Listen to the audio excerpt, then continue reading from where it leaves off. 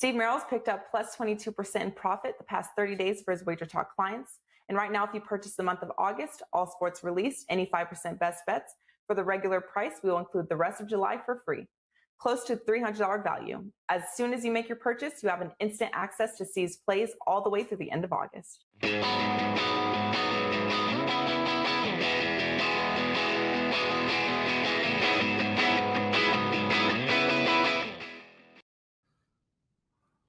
Welcome, everybody. It's Friday, July 16th. I'm Lawrence Presman. This is my deep voice. Steve Merril with us. Steve, great show today. Rob Veno, Hakeem Profits. We've got a whole slate of baseball games going, an NBA game tomorrow. Veno's going to talk player prop, Chris Paul, and the baseball game, Milwaukee and Cincinnati. Skee's going to talk NBA Game 5, Mariners and Angels, Giants and Cardinals.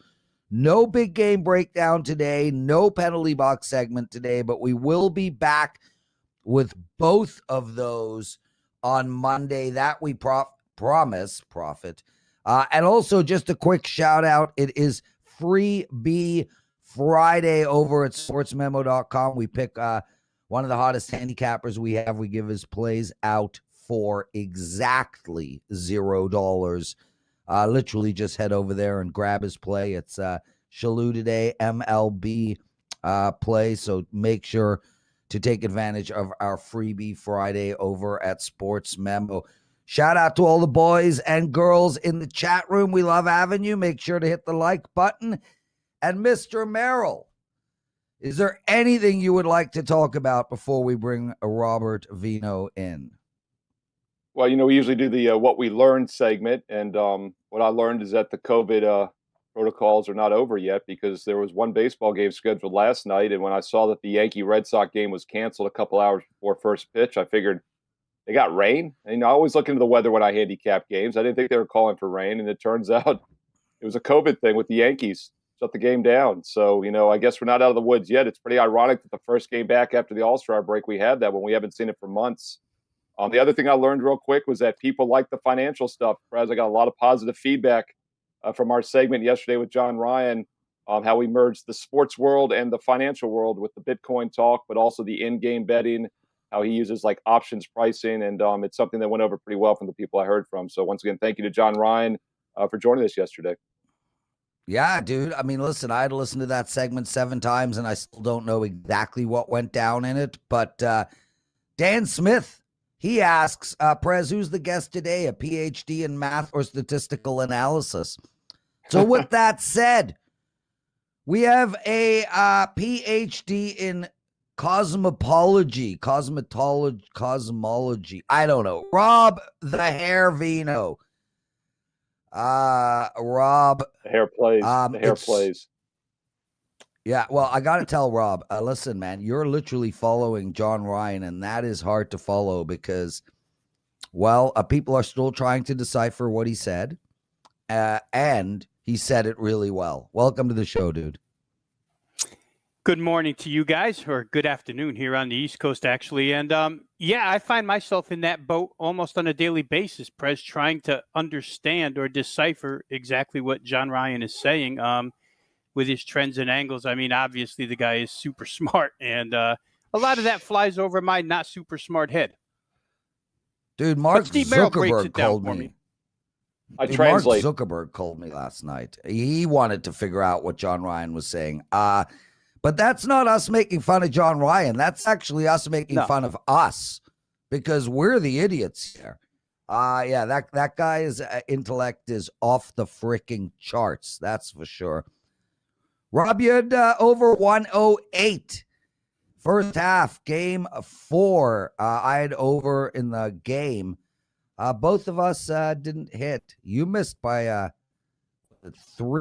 4 points. It was that damn fourth quarter, hey? The first quarter, damn first quarter. Yeah, you're absolutely right, Prez. That first quarter walked away with only 43 points. A lot of missed field goal attempts in that quarter. And again, like a stubborn mule, I bang my head against the wall for that first half over, and it just keeps falling ever so short. They've adjusted it down, guys, 108 all the way down to 106 right now for tomorrow night's game. So we'll see where that's concerned, if we can make something of it. But you're right, Prez just didn't get there. Second quarter was nice. And certainly Drew Holiday had a lot to do with that game staying under, right? The guy's 4 for 20. If he goes 7 for 20, game probably goes over and cashes a ticket for you. But we'll see how it goes tomorrow night. Well, Chris Paul didn't help either, Rob, the MVP favorite, right? Chris Paul didn't exactly carry much of his load either, because I had Phoenix as the dog. So we all kind of took it on the chin because of Chris Paul, in my opinion.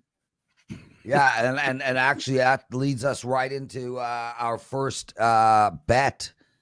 Chris Paul, you got something for us, Rob? Yeah, I'm going to play this player prop, Prez. In fact, I have played it multiple ways, and I'm not going to fault anybody for playing it the way of their choice, but I'm expecting a bounce back here. Let me just preface this by saying that I've been a pretty firm believer since the end of Game 2, heading into Game 3, that this had all the makings of a home court series, and it's played out so far. I mean, the home teams have won and covered all 4. And the role players at points in time all play much better on their home floor than they do on the road. Now, for Chris Paul, for the purposes of this show, I'm going to use one of these props. I'm going to use points and rebounds over 24.5 for Chris Paul. But let me just say this. Game 1 and Game 2, when they were at home, Chris Paul 2-0 over his point total, 2-0 over his points and rebounds, 2-0 over his points and assists, 2-0 over his points, rebounds, and assists. So he's covered everything as far as home is concerned. It's got to be a bounce back game here. You know, I felt the same way about Devin Booker last game, and he did bounce back, 42 points. And these guys are just of that tough mindset. Chris Paul, it's funny to me that after that game the other night, he's now being referred to as old and tired. A week ago, he wasn't old and tired. Drew Holiday has had a little bit to do with that. That's literally what Vivian refers to me as. Like, so me and Chris have something in common. My woman calls me old and tired. I don't love it, but. Well, I don't believe that Chris Paul is old and tired, especially when you get 3 days off in between these games. They drag these series out. I think that narrative will be ended tomorrow. Chris Paul certainly will come to play. I think last game he came to set up Devin Booker and get him going, because Devin Booker was off of that 10-point performance the game before. Tomorrow night back in Phoenix with the home crowd. We've seen these home crowds have a huge effect since they've been back at full capacity here. The Phoenix crowd will have an effect here. Chris Paul, in order to get there, guys, you only need a couple of rebounds, let's say maybe 3. He may even outscore this total in points by himself. But field goal attempts at home, 19.5 per game. Field goal attempts on the road, only 13.5. Big drop off there. I think he gets more near the 20 mark in this contest. Again, I wouldn't fault anybody for playing it any which way you want. But for purposes of this show, I'm going to play Chris Paul, points, rebounds over 24.5. And to me, what'll be a huge bounce back game for him. Rob Veno, of course, WagerTalk.com. And don't forget, you can hear Rob and myself tomorrow on Saturday with Joe Ranieri at noon Eastern to 2 p.m. Eastern on SiriusXM Sports Grid, channel 204. So if you crave a little Saturday action, noon Eastern tomorrow, channel 204, SiriusXM, Rob, me, and Joe Ranieri. And Rob, quickly before we leave the NBA here, and by the way, I'll be back at 3 o'clock Eastern today with the aforementioned Joe Ranieri for NBA Tip-Off here on Wager Talk TV. We'll break down Game 5. And I want to get your thoughts, Rob, since I won't talk to you till tomorrow. Talk about this more on SiriusXM, but what are your thoughts on the MVP odds? We've seen a huge adjustment. Chris Paul, of course, opened 2-1 with Devin Booker before the series. Money quickly came in on Paul. The logic was he'd get the sentimental vote. He'd be a key either way. He was as high as I saw minus 270 going into Game 4. He's now plus money, like plus 160, I think, last I saw. Giannis is now plus 130. He was around plus 200 before. I don't see any realm of possibility that Giannis doesn't win if the Bucks win. I don't see the Bucks winning without him continuing to dominate.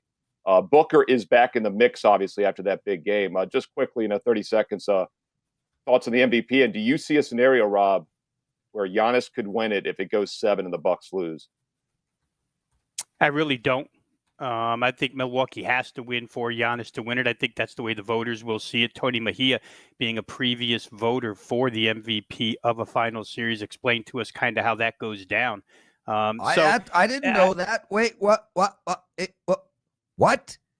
How did that happen? Tony, You caught his attention. Well, I'll go real quick here. Tony actually explained to us that he, a guy who's covered the NBA for CBS Sports, he actually told us that, during Game 7, at the end of Game 7, a person comes by and just taps you on the shoulder and hands you a ballot, and you're picked basically at random as a writer or reporter. Tony happened to be picked one year. I think he said he voted for Dirk Nowitzki. Had to have been one of the ones that Dallas was involved in, either 11 or 06. But so it's kind of randomly done. And he said that sentiment plays a big role in it. And sentiment would be for a Phoenix player should Phoenix win in 7 on their home floor. I think real quick here, just to wrap this up, guys, if you like Chris Paul, it's amazing how it gets adjusted, right? Steve Booker has one huge game and all of a sudden Chris Paul's non-existent anymore. But if Paul comes out and has one of those Game 1 or Game 2 performances tomorrow night, his numbers are going to be immediately adjusted back the other way to where he's the favorite for this Sun. So I think I like Paul to bounce back. I think if you like Paul to bounce back as well, then you would play him to win the MVP. Of course, you have to like Phoenix to win the series, but I think you're getting a real good price right now that you won't see if Chris Paul has a good Game 5. Rob Veno, everyone. Sebastian in the chat room with a funny. Prez is actually listening to a guest. Oh, my God. Touche. So before we get into the next game, I got to tell you, I got to ask both of you guys a question. So I'm watching this show on TV. It's unbelievable. It's called The Food That Built America. It's 13 episodes long. It's a story on all the big food companies, the story of Coke, the story of McDonald's, the story of Hershey's, of Pizza Hut, of Domino's, etc., etc. Each one is about 25 minutes. It's probably one of the most interesting shows you'll ever see in your life. I highly, highly recommend it. So last night we're watching the one on Pizza Hut, and my question to you is, you're at a successful pizza franchise. You have figured out how to melt cheese and toast flour and do it both at the same time.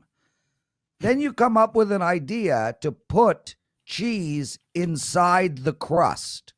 From the moment you come up with that idea to the moment that cheese is in the crust, Rob Veno, how long would you expect a company to take to figure out how to put cheese in the crust?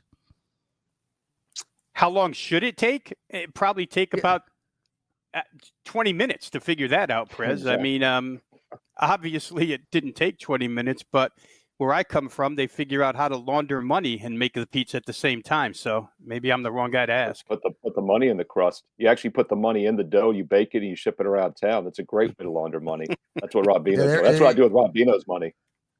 Yeah. There you go, Steve. Seriously. I mean, we're talking about literally like a grilled cheese, like dough around cheese melted in oven. How long do you think it took Pizza Hut to master the dough in the cheese?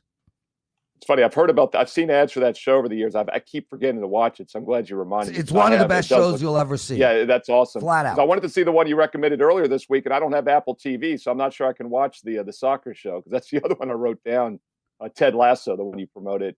Yeah. Obviously, big business is like big government. It probably takes 100 times longer than it should. I'd say 2.5 years, the over-under, because it's probably pretty extreme. Yeah. So bottom line is they hired dough scientists. Didn't know it was the thing, but it's a thing.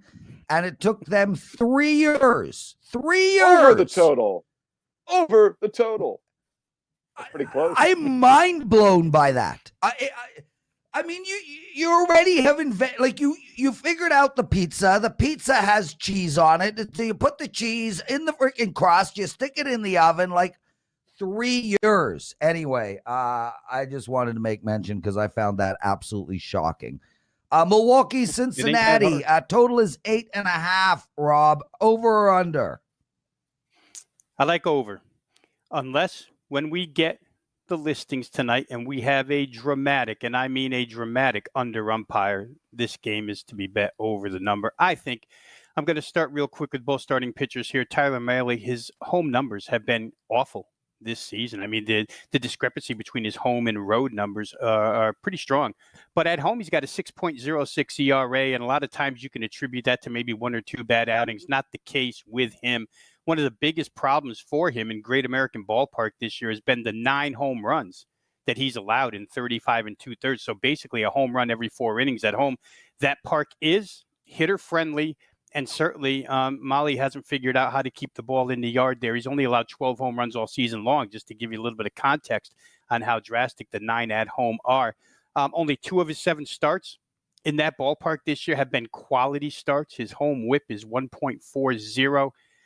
Both games he pitched against Milwaukee this year, because you could take those games and say, but Robbie's done well against Milwaukee, but they were both pitched in Milwaukee. The preface of this play is he hasn't pitched well at home, which is where he'll be tonight.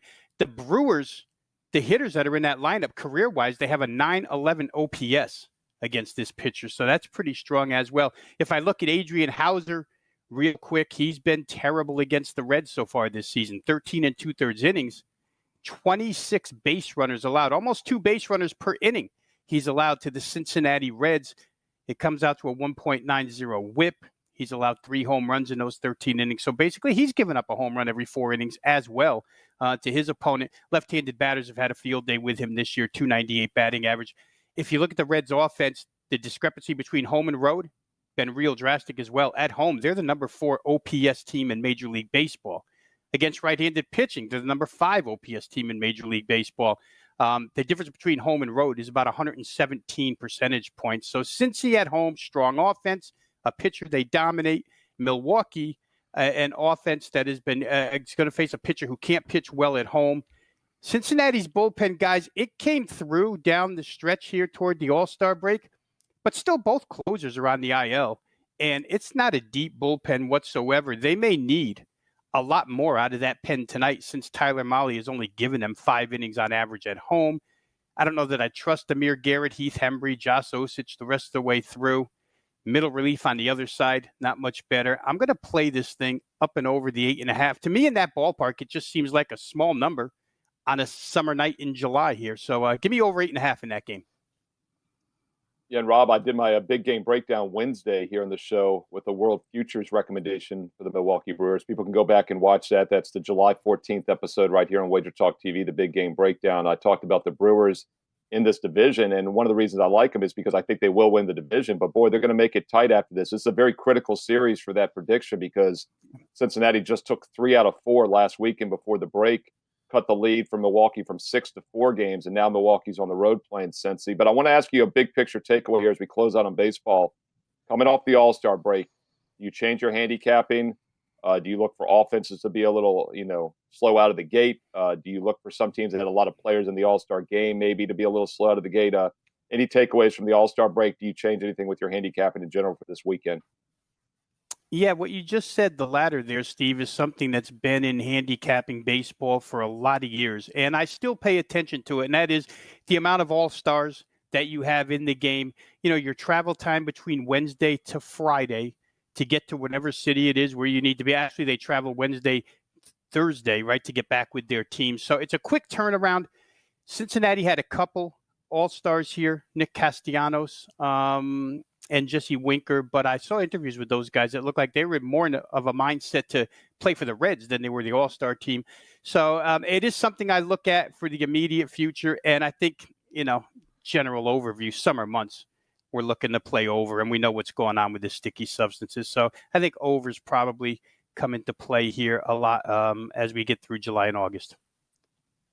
Rob Veno, everybody, outstanding analyst, incredible handicapper, the number 1 expert in NBA this year, last year, and both years combined, and the father of a famous drummer in the band Grayscale. Rob, anything to promote? Yeah, I'll promote my NBA play for tomorrow, Prez, up and available right now. Game 5 release at WagerTalk.com, 4% best bet. Go get it now because these lines have shifted on game day. So while you can get the best price, go ahead and get it, WagerTalk.com.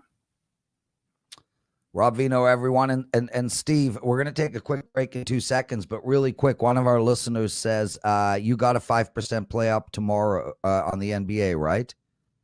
I do have a 5% play up for tomorrow on Saturday. And something I forgot to mention the last couple of days, fantastic promo now right now, WagerTalk.com. Get the rest of July for free. If you buy August, you get the rest of my July for free. So the sooner you do it, the sooner you get best bets, including the MLB tonight and a 5% NBA tomorrow. So once again, buy the month of August, which includes football as well, and you get the rest of July for free. Steve Merril, WagerTalk.com. Okay, well, I don't want to give your play away. Ralph Michaels has a 5% play in the NBA tomorrow. One of our listeners said, oh my God, which one do I buy? Without giving anything away, the answer is either. Rob Veno, get out of here, bro. We love having you. We'll take a quick break. We're right back with Skee Profits. What's better than $2 Tuesday at Sports Memo? How about Freebie Friday? We can't go any lower than free, and each and every Friday we'll hand select a best bet from one of the hottest handicappers on the site and give it out for free. All you have to do is each and every Friday, head over to sportsmemo.com. The Freebie Friday will be listed on the homepage, and you'll be just a click away from a free bet.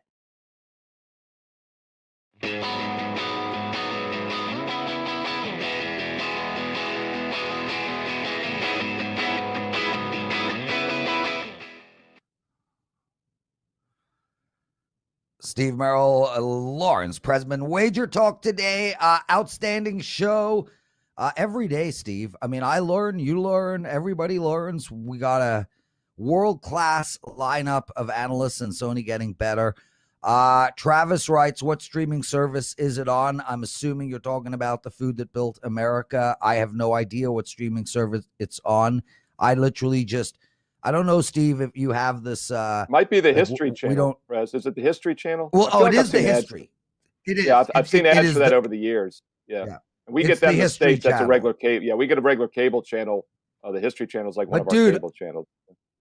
Dude, really quick. I mean, at 100 miles an hour, the stories are absolutely ridiculous. I mean, Coke had the chance to buy Pepsi twice. Domino's was started by two brothers. One was a dominating character, and the other was a bit submissive. The guy, you know, like literally. I've been to Hershey, by the way. Weeks. I was at Hershey Park a couple years ago. That's a fascinating story too. And I spent all day in the museum, and everyone else wanted to get going. I was like, man, I could spend another 2 days here in this museum. I just find the history of that stuff. Milton Hershey basically built a town. He built an entire town in Pennsylvania just for the chocolate. And he built milk chocolate. But the Domino's one is insane because the Domino's one, you had two brothers, and one brother was really the guy that said, we're going to do this, we're going to do that, blah, blah, blah, blah, blah. And literally like a month into Domino's, the other brother said, screw you, I'm sick of listening to you, I'm not taking orders anymore, I want out. The brother said, okay, well, you have 50% of the business. What do you want for 50%? The brother says, your car. Wow. Your car. A VW Rusty Bug instead of what turned out to be $800 million profit. And the stories just go on and on. I mean, you're right. The Hershey story, it's unbelievable. The John Reese story for Reese peanut butter cups, just incredible story. I mean, I am so fascinated that the Pizza Hut, we've still got like 7 more episodes to go. So, I mean, I'm going to be talking about this next week because it's just so great. And I went to Hershey's as well a long, long time ago. Let's bring in the man who should pluralize his last name, Skee Profit. My friend, how are you? Domino's and other pizza places. I'm not a big Domino's fan. I don't know about you guys. I don't think the pizza tastes that good. What do you guys think? Well, I don't really eat much Domino's. I have tried it. I think both Domino's and Pizza Hut are really bad, but the worst pizza I've ever had in my life from any of those places by far is Papa John's. It is. This segment sponsored. Yeah, I was just saying, actually, Papa John's, I think, are probably equal to all of them, but it's like hamburgers, you know? I mean, it's like they're all fast food, basically. If I want a good hamburger, I'm not going to McDonald's. You know, I'm going to go to a restaurant. It's the same with pizza. I get it locally here, and I can't think of the last time I've had one of the takeout places for pizza. It's a different world. We love them all. Well, And if they want to sponsor Wager Talk today, Joe Ranieri is the man to contact. Yes. Yeah. I'll tell you real Domino's, quick, we I will gave up eat on Domino's. Domino's. Yeah, we will eat your pizza on air I will. every day until we're 400 pounds if you want to sponsor us. So Prove to us it's the best call pizza. Joe Ranieri. Prove it. Yeah. Pizza, Yoshi. That's the worst pizza ever in history of the freaking world, minus Papa John's. Papa John's. Well, anyway. Like Papa John's, though, Skee, Prez, they give the peppercini. They give the peppercini pepper. And someone told me one time like 30% of all peppercini peppers in the world are purchased by Papa John's, or some ridiculous number. And I've always wanted to check to see if that was accurate. Very well might be. They have a pretty big operation. Don't even know what the hell a peppercini pepper is, but you know, the little like light green like peppers. They stick it in every box with the sauce. The viewers in the chat will know. Light up the chat and let me know. It's called a peppercini, I'm pretty sure. One question for you, Prez. I heard you talking about the stuffed crust too. You know, I love the stuffed crust growing up. Are you a stuffed crust fan? Listen, am I a fan of melted cheese and dough? I would go with hell yeah. But, and you'll find this out, Skee, as you age, you got to keep away from that stuff. It's very rare that I would eat melted cheese a lot. I mean, I will on pizza, but man, dude, we just don't digest like we used to. But last night, 1 a.m. in the morning, I literally drove 16 minutes. I put it up on Twitter, and me and the missus to get poutine, and that's melted cheese at 1 a.m. Don't want to let you. There's so many ways I could go. You with guys that can. word. You guys can figure out what we were doing. I thought you could stay home and get that, especially with the missus. Well, we could have, but we wanted an outing. Brother, let's get into it, man. NBA Game 5, Phoenix, Milwaukee, -4 for Phoenix.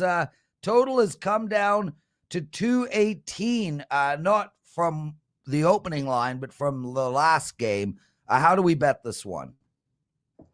You know, I've been really good on totals, and I need to do a little bit more work on this one to come to a conclusion. But initially, I mean, I have to think that they can get up and over. He had 0 fast break points for Phoenix, and Milwaukee didn't shoot that great. They only shot 40% from the field, and it missed 218 by I think 6 points.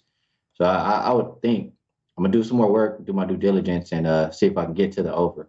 As far as the side, I mean, I feel like the entire series is who's at home. All year long, the Bucks pretty dominant as a home favorite. Suns also pretty dominant at home. But games where you expect them to win, I would just say I don't think the numbers should scare you. We kind of talked about it all season long. They have 65 wins, 53 of them covers, 2 of them pushes. So you even look at the playoffs. They have 14 wins? They've covered 13 of them. So when Phoenix wins, they cover, and they're going to be back at the house. I always say role players play better at home. I think you get a better game from Chris Paul. It was pretty uncharacteristic for him to turn the ball over as much as he did. And in general, I mean, as a whole, Phoenix had 17 turnovers. Milwaukee only had 5. They lost by 6 points. I just feel like everybody's going to play better at home. If you look at the playoffs this year, favorites of 6 or less, 40 and 24 against the spread. So not scared of the number. I like the Suns minus the 4 points. And if I'm looking at player props in this one, I'll give you one from each side. Cam Johnson, like I always say, role players play better at home. I mean, he's gone over this 9.5 number 7 of his last 9 games. I would expect him to do so again in Phoenix tomorrow. And Connaughton, if it ain't broke, don't fix it. He's gone over 1.5 threes his last 5 games. And in those 5 games, he's had 30 attempts. So those are the 3 looks I like. Cam Johnson over points, Connaughton over 3-pointers, and Suns -4. Yes, Skee Profit, WagerTalk.com. And Skee and myself will both be on NBA Tip-Off today at 3 p.m. Eastern, noon Pacific, right here on WagerTalk TV. Today, Friday, 3 Eastern, NBA Tip-Off, myself and Skee. And I believe Tony Finn, the legend, Tony Finn, and then Joe Ranieri, of course. Skee, I asked Rob about this earlier today on the show, but, Chris Paul, terrible game 4. Obviously, it cost me with the play on Phoenix. Had he played anywhere near his average, I think Phoenix wins outright. What are your thoughts on Paul going forward? Rob is bullish on him for game 5 for a bounce back at home. I mentioned that he was -270 going into game 4. He's now +160 for the MVP odds. Just a tremendous adjustment. Booker's now back in play. But Giannis is the favorite overall, and obviously that makes a lot of sense. I don't see, him not winning if Milwaukee wins it. But maybe your big picture takeaway here on Chris Paul or the MVP odds, however you want to tackle it. Well, if I like Phoenix, I think I have to like Chris Paul. I feel like they're going to go as he goes. And, I didn't take a look at the series price, but if it's cheaper than that plus 160 for Chris Paul, I think if they win, he does get MVP. I was talking about Aiden before the series, but his last 2 games haven't been as great. So I think if they win, honestly, it's going to be because of Chris Paul. So I would be bullish too. Very uncharacteristic game real quick, in general. The Suns are minus 145 series. Paul is plus 160. Booker is plus 220. So yeah, it's kind of hard not to see one of those two win it, even though the Suns are minus 145. But go ahead. Not kind of what Rob said about Tony Mejia. He kind of talked to us about that. Like the media and everybody, I just feel like is going to give it to Chris Paul. As long as he doesn't have a disaster of a game again like he did in the last, I feel like it's his to win. And just kind of whoever you think wins the series. If you like the Suns, you pick Chris Paul. If you like the Bucks, you pick Giannis. Skee Prophet, everyone. You can find him at WagerTalk.com. And Skee, let's move to baseball. Mariners today on the road playing the Angels. LA minus 142, 8.5 is the total. Steve is a fade the Mariners kind of guy right now. I really like the Angels. They almost made my card for tonight, but I'm on a 16-3 baseball run, not to throw that in. So I'm being very selective. How you betting this one? Yeah, nice work on your run in MLB, Prez. Thanks, buddy. I didn't have a look on the side, but I will say, just off the top of my head, I think Flexen, he hasn't been great, but for whatever reason, maybe he's getting run support, but he's been one of the more profitable pitchers in the first 5. So I'll just say that, maybe a little bit of warning. In general here, I feel like I came on last week or maybe the week before and talked about this matchup, talked about this game, but the number 1 and number 2 first 5 over teams, with Seattle being number 1, Angels number 2. And then you also have Seattle, who's extremely good to the over on the road at 26-15-1. You have the Angels, who are really good to the over at home at 29-16-1. And if you look at these individual pitcher stats, I'll shout out Ralph for this. Looking at Flexen, he's 6-0 to the over with the ERA very close to 7. Heaney, 12-2 to the over with the ERA north of 5. So I don't trust either starting pitcher here. If it ain't broke, don't fix it. They've both been profitable the first 5 overs. I like it at 4.5. It seems like a really cheap number. And I think you can get with the full game as well, just because, Angel, they're a bullpen that I always target to fade, whether in game or pregame. And Mariners bullpen isn't great either. So I like a lot of runs in this game, first 5 or full game. Yeah, Skee, I was actually going to use this game as my big game breakdown here, but I knew you were going to talk about it, so I wanted to give you the floor. I figured I'd kind of follow up with the point I was going to make. And as Prez said, the Mariners have been a fade for me here going down the stretch. I'm going to wait to see things turn, but you got to wonder if that All-Star break is going to be the catalyst. Seattle, once again, for the viewers that missed us talk about it the other day, 48-43 on the season, but they're incredibly fortunate in one-run games, 19-8. They're 10-1 in extra inning games, which I think is very random. And on the season, they're still negative. What is it now? Negative 50 runs, which should be 40-51 instead of 48-43. So pretty remarkable. They've been getting it done. I'll ask you on the way out, though, Skee. I asked Rob the same question. Big picture takeaway. Do you handicap baseball a little differently this weekend? Anything you're looking for a little differently out of the All-Star break? And any other play against teams maybe for you in the short term? Well, a lot of my handicap is usually how teams are doing recently. So I can't really take away like last 5 days or whatever. So, I feel a lot more confident once we get through this weekend and start next week. But in general, just kind of sticking with things that have been working throughout the first half of the season after All-Star break. Well said, and that's how I feel, man. Steve never asked me that question because he doesn't care. But no, Steve, the answer is no. I'm going to just continue doing what I've been doing. I didn't think I was allowed to ask you questions. Oh, shut up, I was allowed to ask the host Shut up, Steve. I got a golfing game. He needs to give me better instructions. My goodness. Yeah, it's on you, I want pizza for some reason, Skee. I feel like pizza all of a sudden. Yeah, Papa John's just called. They're upset. Papa John's is upset that I actually don't mind Papa John's. I was going to stand up for him. They're definitely not the worst. We didn't mention the worst, and I'm not going to do it because I don't like litigation against me. But there's one I'll tell you off the air that has just got I'll do awful. it. It's a major advertiser on TV. Yeah. Pizza Hut, I- right? No, it's I'll actually say not I'm one of with those Steve. three. It's not one of the three. I'm with LC is Steve the Skee. in initials. that Papa John's is not LC. that bad. And absolutely, pizza I will never, ever eat. I would rather starve. Domino's. I hate it. I hate it. But they revamped I it. won't do it. Skee, have you tried it the last couple of years since they did the whole rebranding thing? Maybe it's New better recipe? now, but I gave up It on is a little Domino's bit better. years ago. It honestly did get a little bit better because they did change everything Yeah. up a couple years ago. Call housekeeping, Yeah. Skee. Get them to send you up one. Room What do you mean service. housekeeping? Room service. Dude, what are you talking about? He's got like 5. He's getting his feet massaged right now as we speak. Come on. Guzman Under versus that. Wainwright. Let's go. Housekeeping. Let's go. The Giants -1, any 135, a total of 7.5. Skee, I'm going to be looking to fade the Giants in certain spots moving forward. I'm passing on this game outright, but I certainly wouldn't play against Guzman right now. What do you like? Gaussman, however he pronounces his name. Kevin. We'll go with Kevin. What do you like? Gas can. Hey, he used to be a gas can. He's kind of picked it up now. Yeah. This year, he was a guy. Previous years, I would fade whenever he's going out there, but it's kind of been different this year. On the road, he has a 1.35 ERA. Last time he faced the Cardinals, he went about 7 innings, only gave up 2, and he's only given up more than 2 runs once since April 13th. So it's a guy I have a lot of confidence in. And you look at Wainwright on the other side. I trust Wainwright in one place only at home. 2.55 ERA. And I look at the last time he played versus the Giants. It was on the road. He went 5 and gave up 3. But like I said, he's better at the house. The last time he played them at the house, he went full 7, didn't give up 1 run. So in this one, I think both pitchers usually go a little bit longer. We'll probably get 6-7 innings out of both. And for that reason, I think I can go full game under here, get a little bit more runs than a 3.5. I think you'll get on the first 5. So I like under 7.5 or under 7, whatever you have available to you. I trust both starting pitchers here. And I trust the Giants bullpen. You know, Skee, you always confuse me with your allegiances for sports teams. You're an LA guy, huge Laker fan, yet you're a San Diego Charger fan, although I guess they were in LA for a bit, so maybe that makes sense. And we're talking Giants here, but I got to get your take on the NL West. I know it's a division you follow.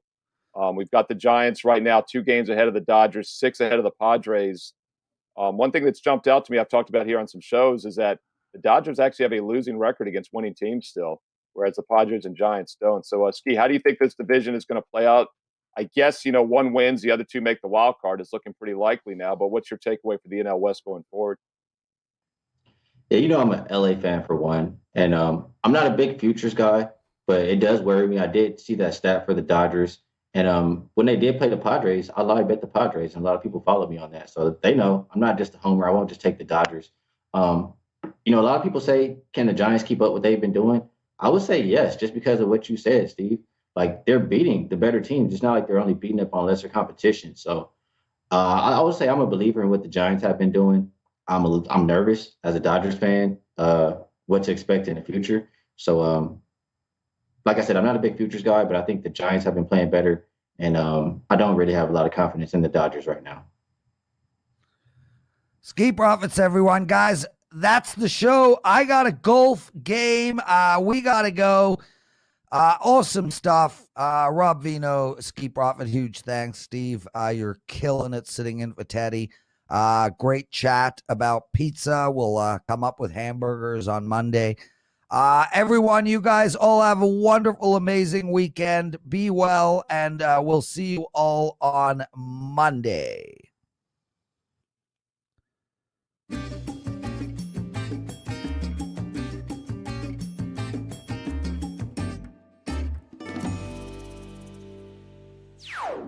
How much do you want to pay for the NFL and college football season?